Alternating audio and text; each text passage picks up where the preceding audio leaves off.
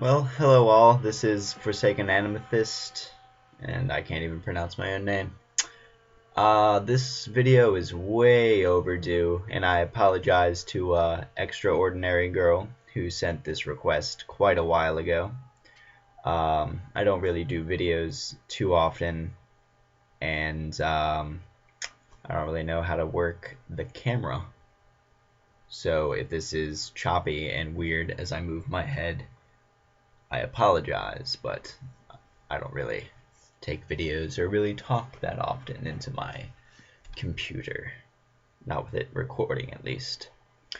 But if I glance over to my right here, or your left, I believe, I have a list of everything that I need to do for this request.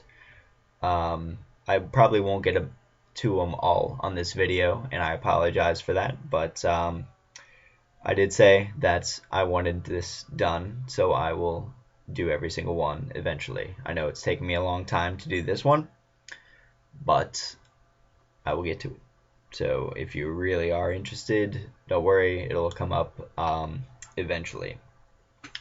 So first things first, it says recite a poem, and I have one of my favorites here from Edgar Allan Poe, my favorite author. I don't know if you can see that, but it is called The City in the Sea.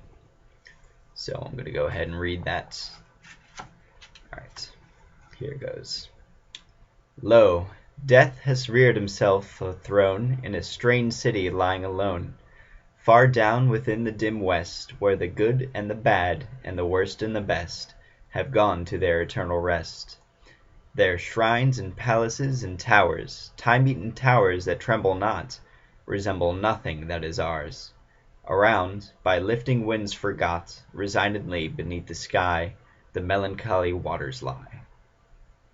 No rays from the holy heaven come down on the long night time of that town, but light from out the lurid sea streams up the torrent silently, gleams up the pinnacles far and free, up domes, up spires, up kingly halls, up fanes and Babylon-like walls, up shadowy long-forgotten bowers of sculptured ivory and stone flowers, up many and many a marvelous shrine, whose wreathed friezes intertwine the veil, the violet, and the vine. Resignedly beneath the sky the melancholy waters lie. So blend the turrets and the shadows there, that all seem pendulous in the air, while from a proud tower in the town Death looks gigantically down. There open fanes and gaping graves yawn level with the luminous waves, but not the riches there that lie in each idol's diamond eye. Not the gaily jeweled dead tempt the waters from their bed, for no ripples curl, alas! Along that wilderness of glass. No swellings tell that winds may be upon some far-off happier sea. No heavings hint that winds have been on seas less hideously serene. But lo! a stir is in the air, the wave, there is a movement there, as if the towers had thrust aside in slightly sinking the dull tide, as if their tops had feebly given a void within the filmy heaven. The waves have now a redder glow, the hours are breathing faint and low, and when, amid no earthly moans, down, down that town shall settle hence, hell, rising from 1,000 thrones, shall do it reverence. I don't know about you, but that poem always sends shivers down my spine, and I just absolutely love it. The imagery is fantastic. And if you don't like Poe, what's wrong with you? He's fantastic. Love him. Alright. First page to one of my favorite books. This was really a hard choice for me. I've had so many favorites, and I've reread books so many times. I know some people don't get it, but I just love books, and I will reread my favorites over and over again, as I have many before. But the first page of the book I will read you, it's from Pillars of the Earth by Ken Follett, and it is a historical fiction book about kind of medieval times, and it focuses on a family's life, and it actually goes through it starts with the parents, and then they have kids, and it goes through the lives of the kids and further on, and just the interactions of everybody, the religious connotations, a lot of architecture that was really interesting, and just the family dynamic. It was a really good book, and I definitely suggest it.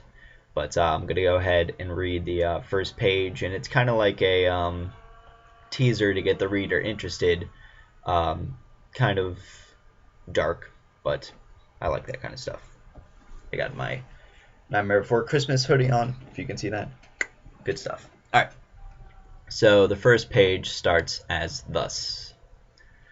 The small boys came early to the hanging. It was still dark when the first 3 or 4 of them sidled out of the hovels, quiet as cats in their felt boots. A thin layer of fresh snow covered the little town like a new coat of paint, and theirs were the first footprints to blemish its perfect surface. They picked their way through the huddled wooden huts and along the streets of frozen mud to the silent marketplace, where the gallows stood waiting. The boys despised everything their elders valued.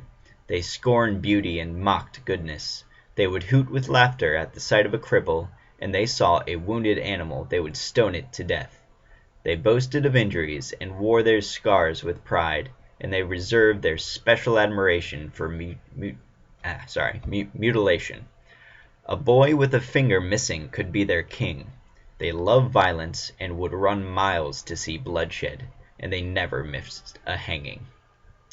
One of the boys piddled on the base of the scaffold.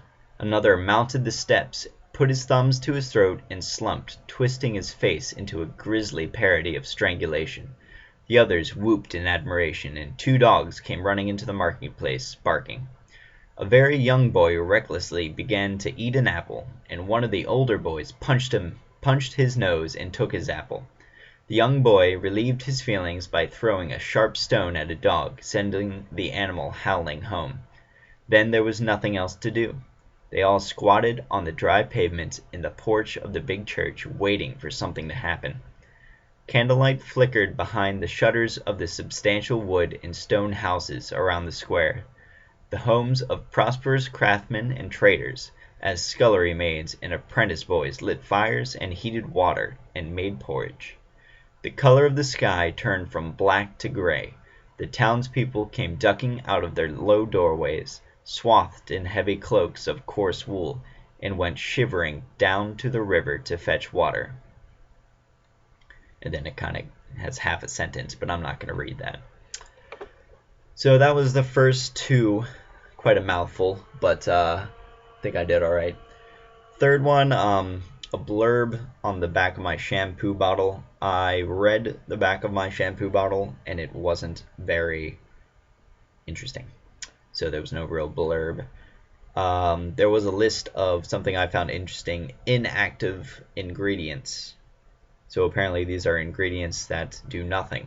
So I don't know why they're in there. Tongue twister. I mean, my favorite one to say was, how much wood could a woodchuck chuck if a woodchuck could chuck wood? As much as a woodchuck could chuck wood if a woodchuck could chuck wood. It's not really a tongue twister, I guess, but I do enjoy saying it sometimes. Say something in a different language.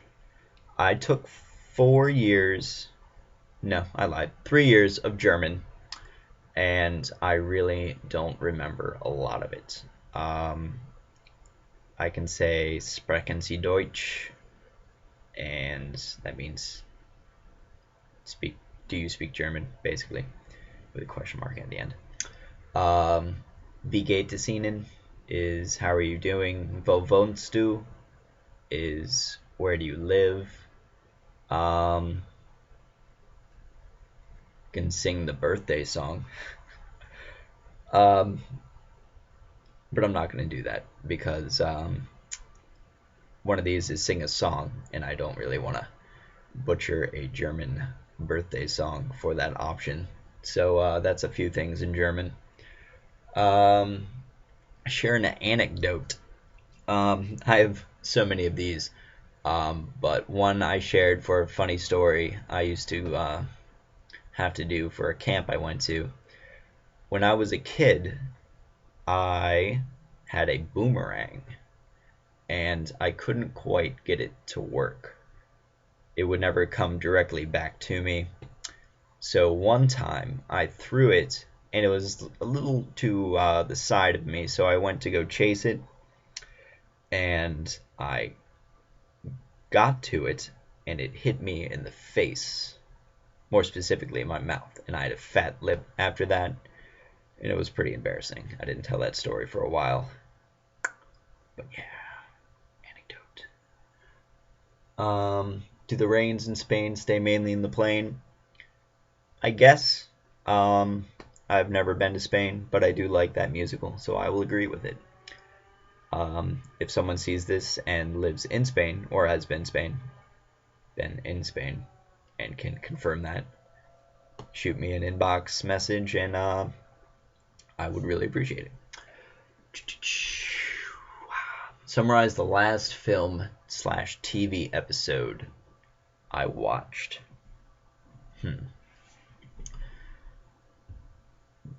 I watch a lot of different stuff. Most recently, I was watching a Star Kid production of Twisted, which is a kind of different perspective of Aladdin, and it's a play, and it's really funny. Some great music in that. I love the whole Star Kid troupe, but it's a story from the perspective of Jafar, the royal vizier, and he was pictured as not a bad guy, just someone who had ideas of reform for the kingdom that the Sultan and the other kind of palace personnel didn't really get behind because they were living the privileged life. And it shows Aladdin in a whole different light. Jasmine is really funny in that. And Sherazade is, oh my god, that's a great character, and her whole dynamic with Jafar was fantastic.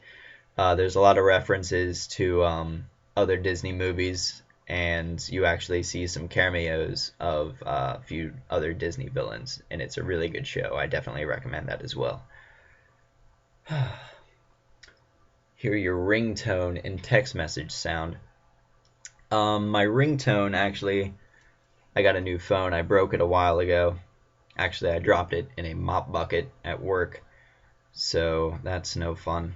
But I will share with you, if I can find it real quick, my message sound. It's from Monty Python Search for the Holy Grail, and it's when Concord, who is Lancelot's ward, I guess, or assistant or whatever he is, gets hit by an arrow. And I thought it was very appropriate for the message sound. So see if I can get you to hear this real quick. Message for you, son. So basically, I don't know if you heard it, but it's when he gets shot in the chest with an arrow, and his response is to say, "Message for you, sir," as the arrow had a roll of paper on it for Lancelot. And it's funny, it's whimsical, and I don't know many people that have it, so I opted for that instead of just the regular droid sounds or the songs or whatever other people have on their things.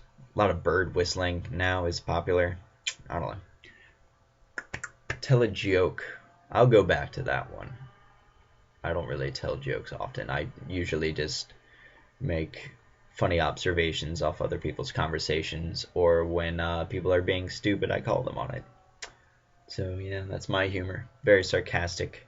I think only one person actually knows me on Tumblr in real life. So yeah, I don't know. I guess you'll have to know me to know my humor. What did I have to eat today? I had a cheese stick. God, I love cheese. Cheese is fantastic. Some cream soda. And then I had a crab pizza at the restaurant I work at. And that was really good. Very rich, but very good.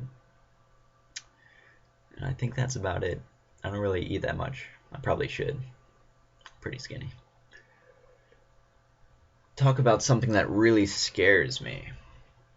Oh, well, spiders. Absolutely. I can't stand spiders at all. God awful things.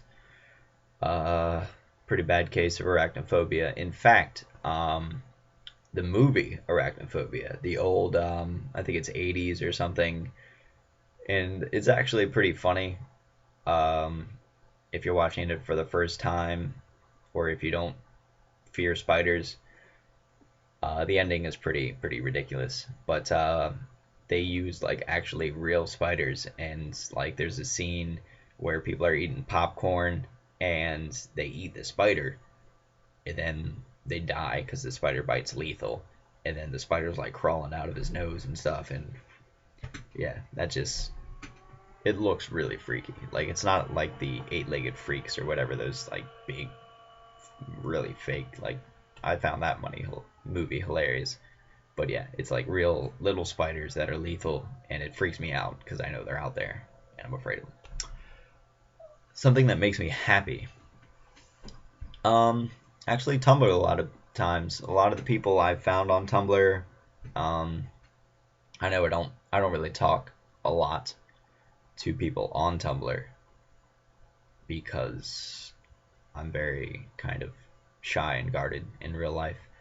But I really do care about a lot of you, and I know I've gotten some messages from a few people, unknown subjects, Extraordinary Girl, Kimmy Wonka, um, are just a few of them.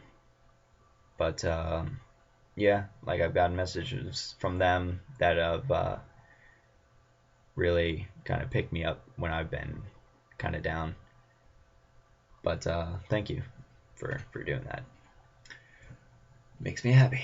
My favorite word, I mean, I don't really have one. It changes a lot. Like when I just read it now, I thought of onomatopoeia is a really fun word. Um, Loquacious. Disestablishmentarianism. Just big, fun words that mean something. I love words. I'm an English major. Actually, I love writing, although I haven't picked up something in a long time. I have a pretty good idea, I think, but I'm lazy. Haven't fleshed it out in a while. My least favorite word, I don't know. I think all words have their meaning. They all mean different things. I guess just like really bad grammar of words. Like I know a lot of kids now text with absolutely horrid grammar. Um, just when people say the letter K, um, that usually throws me because I think that something's wrong, and most of the time it is. So I get kind of paranoid when people shorten things and have like one word answers. So I like to be specific and have extended conversations. Like even if you say no, say like I don't think so, or um, most definitely not, something like that. Just don't do one word answers. What turns me on? Um, I like independent, competent, bitchy people, and that kind of turns me on. I like strong people. Um, for other reasons I won't go into right now. What turns me off? Arrogance. I mean, you can be confident, but when you start talking about things you don't understand or try to push your beliefs onto someone else without allowing their own opinion, yeah, that's wrong, and I absolutely cannot stand that. So if you like argue a point, make a point, but don't force it on others. Don't believe that because you believe something, um, everyone else has to believe it too. Even if it's like something like everyone, not everyone, but if you believe should be the popular opinion and someone has a differing opinion, just let them have it. I mean, it's their own life. What sound or noise do I love? I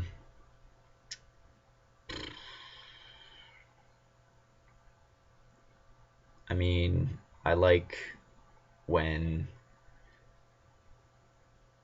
women have like a contented, I will say contented moan. It doesn't have to be sexual. I love giving massages, and a lot of the times, um, they just let out sounds that means they're enjoying it, and just knowing that I can make people do that, that's a great sound. I love that. Yeah, my download stopped. All right. What sound do I hate? Nails on chalkboard. Oh my god. Like it pains me to listen to that. Oh, yeah, I think that's the only one I don't like though. My favorite curse word. I try not to curse that much. Um, I think douche is just a funny word, and I like to say that sometimes. Asshat. I don't know. Sometimes it's funny. Like I rarely ever curse when I'm angry at someone, but just in like in jest or just joking around with some of my friends, I'll joke around with them. Blah blah blah blah blah blah blah. Other profession would I like to attempt besides my own? Um, some form of scientist, maybe. I mean, right now I'm going to school. Well, right now I'm on a break, but I'm going back to school to be a teacher. Hopefully, a elementary school teacher that I really like. I substitute teach right now, and I feel like I can make the most impact on elementary school kids, and I absolutely love teaching them. I love when I can see them actually understand something I'm saying, and they actually respond to that because they know that they're improving and learning something. And I feel like not a lot of teachers out there um, care about that anymore, and it's really sad. The public school system is very disappointing. What profession would I not like to do? So many. I refuse to work for the government just because I don't know. My parents tried to get me into that because they were, and like it's a lot of money, but I would not enjoy that at all. But there's so many bad jobs out there. I mean, some people have them. I would just not like to do them. If heaven exists, what would you like to hear God say when you arrive at the pearly gates? Um, I thought about this before, and the first thing that came to mind would be that you did all right. If he said that I did well, I think like I would probably break down and cry. Um, I'm worried so often that I'm not as good as I think I am, that I'm doing something wrong. I'm very paranoid about just letting down other people. So if he says that I did all right, that would be fantastic. And then the other one is brave enough, sing us a little song, and I will hold off on that as well. So, yep, the only things left are the joke and the song. So maybe I'll make another, well, I will make another video with those eventually, but not on this one. So this is already pretty long. I'll stop it here. If you watch this whole thing, wow, I don't know why, but thank you, and leave me some messages if you want to know more or are interested. All right, thank you.